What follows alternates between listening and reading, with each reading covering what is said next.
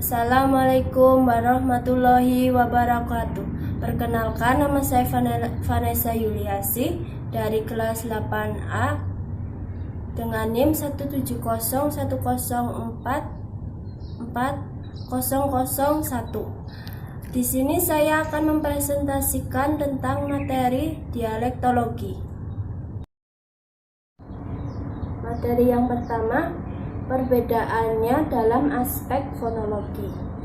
Yang selanjutnya, perbedaan fonologi yang dimaksud adalah hubungan dengan perbedaan fonetik.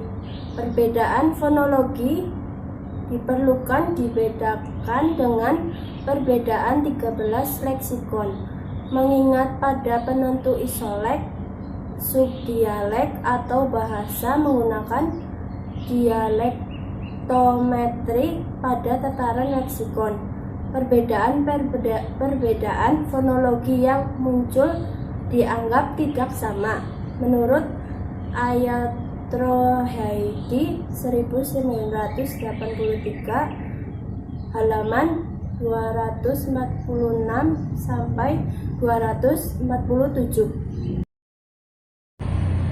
Yang selanjutnya, perbedaannya dalam aspek morfologi. Perbedaan morfologi berhubungan dengan afiksasi, reduplikasi, komposisi atau pemajemukan, dan morfofonemik menurut Mahsun 1951 halaman 51. Perbedaan dalam aspek afiksasi, misalnya perbedaan wujud afiks yang menyatakan makna kausatif benefaktif yang terjadi dalam antara penutur bahasa Jawa di Jawa Tengah bagian barat dan Jawa Barat menurut Mahsun 1951. Contoh kata jempolan atau jempolan dari kata dasar jempol mendapat akhiran an dalam bahasa Jawa. Standar memiliki arti ibu jari, tetapi dalam bahasa Sunda memiliki arti jagoan. Yang selanjutnya, perbedaannya dalam aspek sintaksis. Perbedaan sintaksis berhubungan dengan struktur klausa atau frasa yang digunakan untuk menyatakan makna yang sama. Contohnya, konstruksi frasa yang digunakan untuk menyatakan kepemilikan. Misalnya, baju itu milik saya. Jika di wilayah Yogyakarta mengucapkan demikian, klambi kuwi nggonku. Tetapi jika di Kecamatan Cipari, Kabupaten Cilacap mengatakan klambi kuwi nggone inyong. Perbedaan kalimat A dan B tersebut menunjukkan frasa nggonku dan nggone inyong. Kedua frasa tersebut sesama bermakna punyaku. Yang selanjutnya, perbedaan dalam aspek leksikon. Perbedaan leksikal yaitu berhubungan dengan leksem yang digunakan untuk merealisasikan suatu makna yang sama tidak berasal dari satu etimon prabahasa menurut Mahsun 1995. Perbedaan leksikal menurut Nandra dan Reniwati 2009 halaman 28 adalah variasi atau perbedaan bahasa yang terdapat dalam leksikon. Contoh, penggunaan leksikon air di Kecamatan Majenang menyebutnya banyu, tetapi di Kecamatan Daya Luhur menyebutnya cai.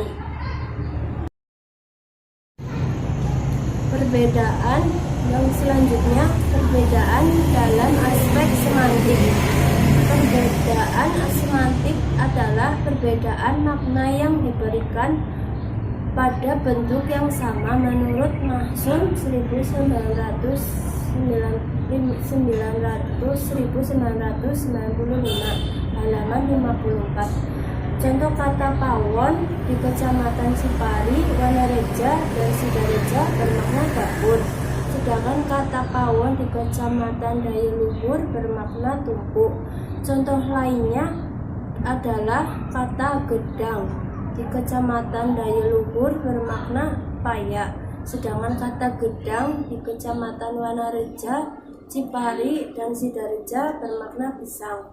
Perbedaan tersebut berkaitan dengan relasi makna yang berjenis homonim, yaitu satu kata yang memiliki lafal atau ejaan yang sama tetapi memiliki makna yang berbeda, menurut Zulaiha 2010 halaman 47. Selanjutnya, syarat informan dan daerah penelitian. Yang A, informan penelitian. Informan disebut juga penambahan oleh Ayatrohedi 1979. Informan peneliti dialektologi dipilih dengan menggunakan kriteria tertentu. Dalam memilih informan, peneliti dapat menggunakan kriteria yang dikemukakan oleh Notover 1991 halaman 5 dan Fernando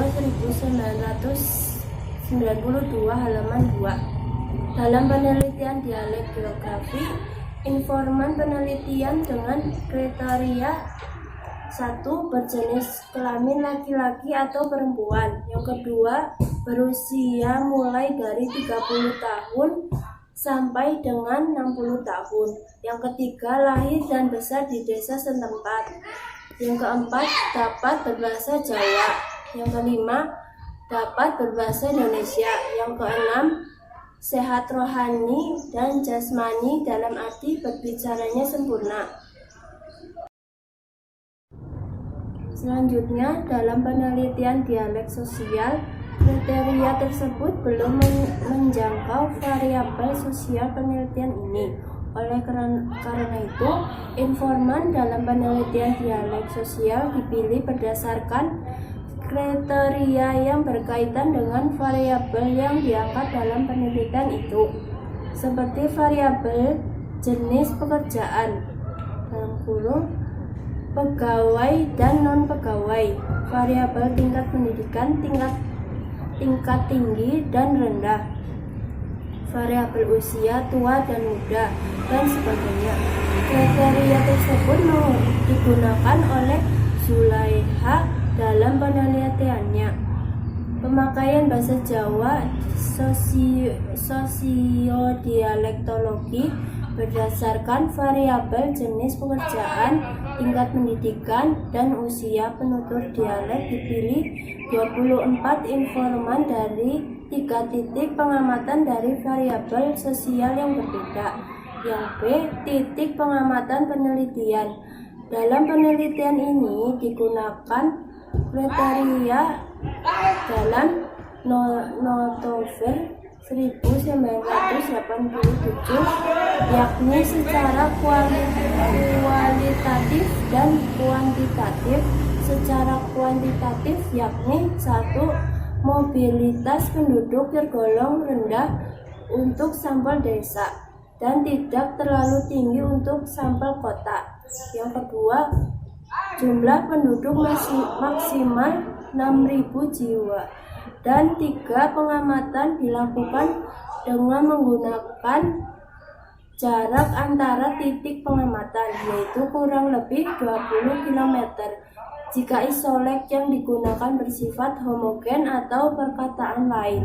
Jika isolek digunakan bersifat heterogen, ukuran jarak tidak dipermasalahkan.